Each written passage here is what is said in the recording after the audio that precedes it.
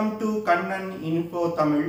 நம்ம இன்னைக்கு என்ன டாபிக் பார்க்க போறோம் அப்படின்னா ரெண்டு முக்கியமான டிஃபென்ஸ் அப்டேட் இந்த வீடியோல பார்க்க போறோம்.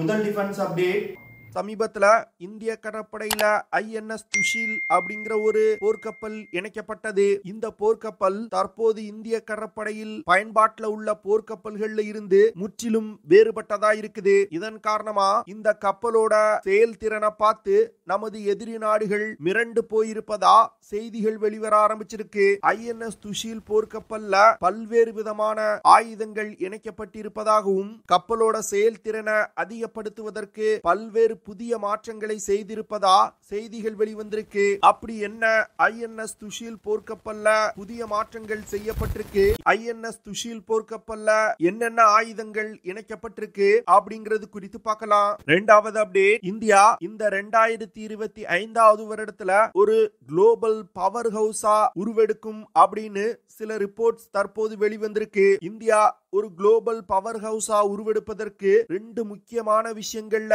இந்தியா மிகப்பெரிய அளவுல வளர்ச்சி அடைஞ்சு வருவதா அந்த ரிப்போர்ட் சொல்லுது. இந்தியா எந்த ரெண்டு விஷயங்கள்ல மிகப்பெரிய அளவுல வளர்ச்சி அடைஞ்சு வந்துகிட்டு இருக்காங்க, 2025 வருடத்துல இந்தியா எப்படி ஒரு குளோபல் பவர் ஹவுஸா உருவெடுக்கும் அப்படிங்கிறது குறித்து நம்ம டீடைலா இந்த வீடியோல பார்க்கலாம். இந்தியா தன்னுடைய கடற்படைய நவீனப்படுத்துவதற்கு பல்வேறு திட்டங்களை செயல்படுத்தி வந்துகிட்டு இருக்காங்க. இந்தியாவுடைய பல்வேறு கப்பல் கட்டும் தளங்கள்ல 60க்கும் மேற்பட்ட போர்க்கப்பல்கள் கட்டப்பட்டு வந்துகிட்டு இருக்கு. இந்த சூழ்நிலையில ரஷ்யாவுடன் இணைந்து சில போர்க்கப்பல்களை இந்தியா கட்டி வந்துகிட்டு இருக்காங்க. சமீபத்துல ஐஎன்எஸ் துஷீல் அப்படிங்கிற ஒரு அதிநவீன ஸ்டெல்த் பிரிகேட்ஸ் ரக போர்க்கப்பலை ரஷ்யா இந்தியாவுக்காக கட்டி கொடுத்திருக்காங்க. இந்த போர்க்கப்பலை ரஷ்யாவுடைய யந்த்ரா ஷிப்யார்ட் லிமிடெட் நிறுவனம் காலிங்கிரேட் அப்படிங்கிற இடத்துல வச்சு கட்டி இருக்காங்க. இந்த டிசம்பர் 9 ஐஎன்எஸ் துஷீல் போர்க்கப்பல் இந்திய கடற்படையில இணைக்கப்பட்டது. இந்த போர்க்கப்பல் இணைக்கப்பட்டதில் இருந்து ஐஎன்எஸ் துஷீல் போர்க்கப்பலோட செயல்திறன் குறித்து பலர் ரொம்ப வியந்து பாராட்டி வந்துகிட்டு இருந்தாங்க. இந்த கப்பலோட செயல்திறனை பார்த்து நமது எதிரி நாடுகள் மிரண்டு போயிருப்பதா செய்திகள் வெளிவர ஆரம்பிச்சிருக்கு. இந்த போர்க்கப்பல் தற்போது இந்திய கடற்படையில் இருக்கக்கூடிய போர்க்கப்பல்கள்ல மிகவும் அதிநவீனமான போர்க்கப்பலா இருக்குது. பழைய போர்க்கப்பல்கள்ல இருந்து இந்த போர்க்கப்பல்கள்ல பல்வேறு விதமான முன்னேற்றங்கள் செய்யப்பட்டிருக்கு. குறிப்பா சொல்லணும்னா இந்தியாவின் பழைய போர்க்கப்பல்கள்ல A190E நேவல் கன் பயன்படுத்தப்பட்டிருந்துச்சு. ஆனா தற்போது இந்த ஐஎன்எஸ் துஷீல் போர்க்கப்பல்ல A192M நேவல் கன் இணைக்கப்பட்டிருக்கு. இந்த நேவல் கன் ரஷ்யாவால் உருவாக்கப்பட்ட ஒரு அதிநவீன நேவல் கன். இந்த கன் சிஸ்டம் ரஷ்யாவுடைய அட்மிரல் கோர்ஸ்காவா கிளாஸ் பிரிகேட்ஸ் ரக போர்க்கப்பல்ல இணைக்கப்பட்டிருக்கு. இந்த A192M நேவல் கன்னால மிக துல்லியமான தாக்குதல்களை நடத்த முடியும். அது மட்டும் இல்லாம பழைய நேவல் கன்னை விட அதிக ரேஞ்சில உள்ள டார்கெட்டுகளை கூட தாக்க முடியும். இந்த A192M நேவல் கன் சிஸ்டத்தினால சர்ஃபேஸ்ல இருக்கக்கூடிய டார்கெட்டுகள் மற்றும் வான்வழியா வரக்கூடிய டார்கெட்டுகள் மீது கூட தாக்குதல் நடத்த முடியும். பழைய A190E நேவல் கன்னால சர்ஃபேஸ்ல இருக்கக்கூடிய டார்கெட்டுகளை மட்டுமே தாக்க முடியும், வான்வழியா வரக்கூடிய டார்கெட்டுகளை தாக்க முடியாது. அடுத்து இந்த ஐஎன்எஸ் துஷீல் போர்க்கப்பல் ஸ்டெல்த் ஃப்ரெண்ட்லி டிசைன் முறைப்படி கட்டப்பட்டிருக்கு. இதனால இந்த போர்க்கப்பலோட ரடார் சிக்னேச்சர் மிகப்பெரிய அளவுல குறைக்கப்பட்டிருக்கு. இதன் மூலமா எதிரி ரடார் சிஸ்டத்தினால இந்த போர்க்கப்பல்களை அவ்வளவு எளிதில் கண்டுபிடிக்க முடியாது. இது போன்ற பல்வேறு விஷயங்கள் இந்த துஷீல் கிளாஸ் போர்க்கப்பலோட செயல்திறனை மிகப்பெரிய அளவுல அதிகரிச்சிருக்கு. இந்த ஐஎன்எஸ் துஷீல் போர்க்கப்பல் ஒரு மாடல் நேவல் காம்பாக்ட் சினாரியோல மிக சிறப்பா செயல்படும் அப்படின்னு டிஃபென்ஸ் எக்ஸ்பர்ட் சொல்றாங்க. அடுத்து இந்த போர்க்கப்பல்ல இன்னொரு முக்கியமான மாற்றம் அப்படின்னா இந்தியாவின் பழைய போர்க்கப்பல்கள்ல ட்வின் ஆர்ம் லான்ச்சர்கள் இணைக்கப்பட்டிருக்கும். இந்த ட்வின் ஆர்ம் லான்ச்சர்கள் கப்பலை நோக்கி வரக்கூடிய ஏரியல் த்ரெட்ஸை தாக்குவதற்கு ஏர் டிஃபென்ஸ் மிசைல்களை லான்ச் செய்யும். ஆனா தற்போது இந்த ட்வின் ஆர்ம் லான்ச்சர்களை நீக்கிட்டு வெர்டிகல் லான்ச்சிங் சிஸ்டத்தை இந்த ஐஎன்எஸ் துஷீல் போர்க்கப்பல்ல இணைச்சிருக்காங்க. இந்த வெர்டிகல் லான்ச்சர்கள் இந்த துஷீல் போர்க்கப்பல்ல இணைக்கப்பட்டிருக்க Sheetal 1 air defence சிஸ்டங்களோட மிசைல்களை சேமிப்பதற்கு பயன்படுத்தப்பட்டிருக்கு. Twin arm லான்ச்சர்களை நீக்கிட்டு வெர்டிகல் லான்ச்சிங் சிஸ்டங்களை இணைப்பதற்கு முக்கியமான காரணம் வெர்டிகல் லான்ச்சிங் சிஸ்டங்கள்னால அதிக அளவிலான மிசைல்களை கப்பல்கள்ல சேமி சேமிச்சு வைக்க முடியும். அது மட்டும் இல்லாம பல்வேறு விதமான மிசைல்களையும் இந்த வெர்டிகல் லான்ச்சர்கள்னால லான்ச் செய்ய முடியும். குறிப்பா சொல்லணும்னா short range air to air missiles மற்றும் medium range surface to air மிசைல்களை இந்த வெர்டிகல் லான்ச்சர்கள்னால லான்ச் செய்ய முடியும். இந்த வெர்டிகல் லான்ச்சர்கள்ல அதிக அளவிலான மிசைல்கள் இருக்கிறதுனால ஒரே நேரத்துல ஒன்றுக்கும் மேற்பட்ட டார்கெட்டுகள் மீது சைமல்டேனியஸா தாக்குதல் நடத்த முடியும். அது மட்டும் இல்லாம நீண்ட நேரம் நடக்கக்கூடிய தாக்குதல்களின் போது இந்த வெர்டிகல் லான்ச் சிஸ்டத்தினால மிசைல்களை ஃபாஸ்டா ரீலோட் செய்ய முடியும். இதன் மூலமா தொடர்ந்து எதிரிகள் மீது தாக்குதல் நடத்தி கொண்டே இருக்க முடியும். இந்த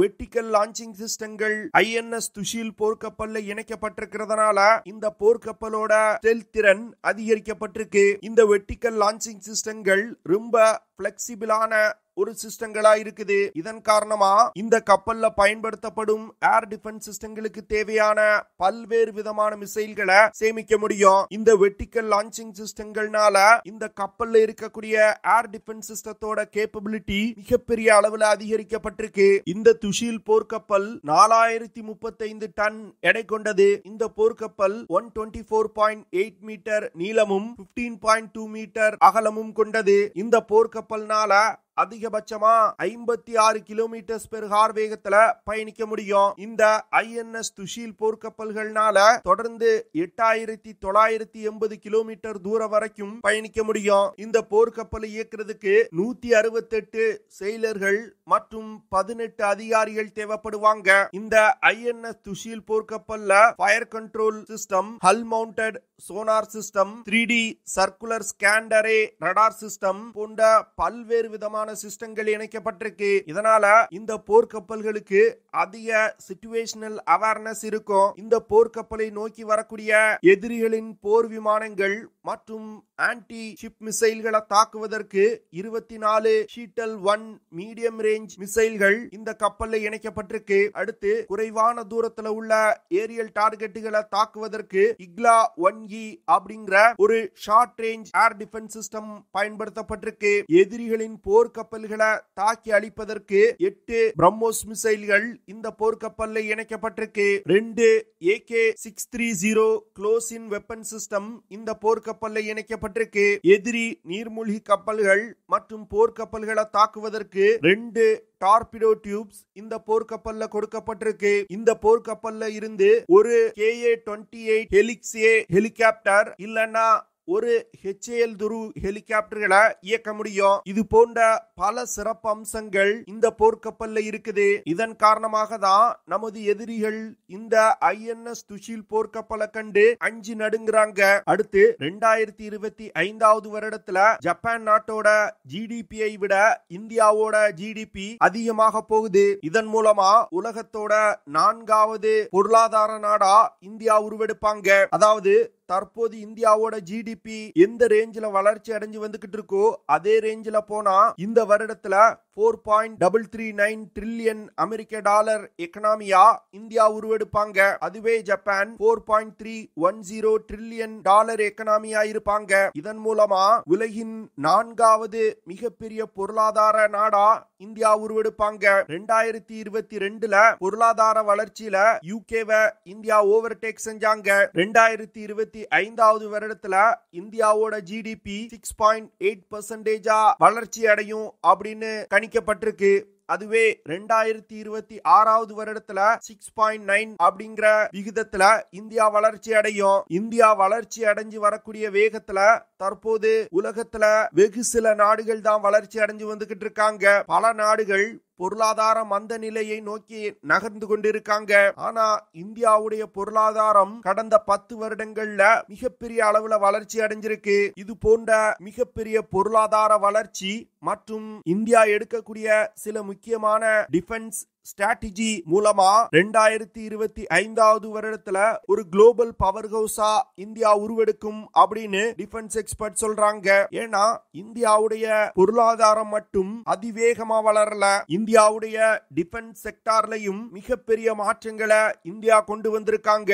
இந்தியாவுக்கு இருக்கக்கூடிய சேலஞ்சஸ் அப்படின்னு பார்த்தா எனர்ஜி இம்போர்ட் தான். அந்த விஷயத்தையும் மாற்றுவதற்கு சில முக்கியமான நகர்வுகளை இந்தியா எடுத்து வந்துகிட்டு இருக்காங்க. குறிப்பா ரினியூவபிள் எனர்ஜி மற்றும் டெக்னாலஜி செக்டார்ல இந்தியா மிகப்பெரிய அளவுல வளர்ச்சி அடைஞ்சு வந்துகிட்டு இருக்காங்க. தன்னுடைய கிரீன் எனர்ஜி கேப்பபிலிட்டியையும் இந்தியா மிகப்பெரிய அளவுல விரிவுபடுத்தி இருக்காங்க. இதனால குளோபல் எனர்ஜி மார்க்கெட்ல தன்னோட பொசிஷனை இந்தியா மாற்றி அமைச்சிருக்காங்க. அதே வேளையில தற்போது உலகத்துல நடந்து வரும் ஜியோபொலிட்டிக்கல் மாற்றங்கள் மற்றும் யுத்தங்கள் இந்தியாவோட டிஃபென்ஸ் ஸ்ட்ராட்டஜியில மிகப்பெரிய மாற்றங்களை கொண்டு வர வேண்டிய சூழ்நிலைக்கு இந்தியாவை தள்ளி இருக்கு. அது மட்டும் இல்லாம டிஃபென்ஸ் டெக்னாலஜிகளை உருவாக்குறதுல இந்தியா தற்போது அதிவேகமா வளர்ச்சி அடைஞ்சு வந்துகிட்டு இருக்காங்க. சில வருடங்களுக்கு முன்னாடி இந்தியா தன்னோட 80% ஆயுதங்களை வெளிநாடுகள்ல இருந்துதான் இறக்குமதி செஞ்சு வந்துகிட்டு இருந்தாங்க. ஆனா தற்போது 100க்கும் மேற்பட்ட நாடுகளுக்கு இந்தியா தன்னோட ஆயுதத்தை ஏற்றுமதி செய்யும் அளவிற்கு வளர்ச்சி அடைஞ்சிருக்காங்க. தன்னோட முப்படைகளை எதிர்காலத்துல வரக்கூடிய சேலஞ்சஸ ஃபேஸ் செய்வதற்கு மிகப்பெரிய அளவுல நவீனப்படுத்தி வந்துகிட்டு இருக்காங்க. இதன் மூலமா தன்னுடைய குரூஷியலான மேரிடைம் ட்ரேட் ரூட்ஸ் மற்றும் குளோபல் பார்ட்னர்ஷிப்பை இந்தியா வலிமைப்படுத்த முயல்றாங்க. 2025 வருடத்துல இந்தியாவுடைய ஆயுத ஏற்றுமதி $5 பில்லியன் உயரும் அப்படின்னு டிஃபென்ஸ் எக்ஸ்பர்ட் சொல்றாங்க. இந்தியா புதிய மிசைல்களை உருவாக்குவது, அன்மேன் ஏரியல் வெஹிக்கிள்களை தயாரிப்பது போன்ற விஷயங்கள்ல தற்போது மிகப்பெரிய அளவுல வளர்ச்சி அடைஞ்சு வந்துகிட்டு இருக்காங்க. ஆர்டிபிஷியல் இன்டெலிஜென்ஸ், ரோபாட்டிக்ஸ் போன்றவற்றை டிஃபென்ஸ்ல அதிக அளவுல பயன்படுத்துவதற்கு இந்தியா தற்போது முயற்சி செய்து வந்துகிட்டு இருக்காங்க. இந்தியாவுடைய பொருளாதார வளர்ச்சி மற்றும் இந்தியாவுடைய டிஃபென்ஸ் ஸ்ட்ராட்டஜி மூலமா 2025 வருடத்துல இந்தியா ஒரு குளோபல் பவர் ஹவுஸா மாறும் அப்படின்னு டிஃபென்ஸ் எக்ஸ்பர்ட் சொல்றாங்க. நீங்க என்ன நினைக்கிறீங்க? இந்தியா 2025 வருடத்துல ஒரு குளோபல் பவர் ஹவுஸா உருவெடுக்குமா இல்ல பின்னடைவை சந்திக்குமா அப்படிங்கறத கமெண்ட் பண்ணுங்க. ஓகே ஃப்ரெண்ட்ஸ், நம்ம வீடியோவோட நிறைவு பகுதிக்கு வந்துட்டோம். இதெல்லாம் தான் நான் உங்ககிட்ட ஷேர் பண்ணணும் அப்படின்னு நினைச்ச விஷயங்கள். ஐ ஹோப் நான் ஷேர் பண்ண விஷயங்கள் உங்களுக்கு பிடிச்சிருக்கும்னு நினைக்கிறேன். அப்படி பிடிச்சிருந்துச்சுன்னா ஷேர் பண்ணுங்க, லைக் பண்ணுங்க, கமெண்ட் பண்ணுங்க. மறக்காம நம்ம சேனலுக்கு சப்ஸ்கிரைப் பண்ணுங்க. See you in the next video. Jai Hind.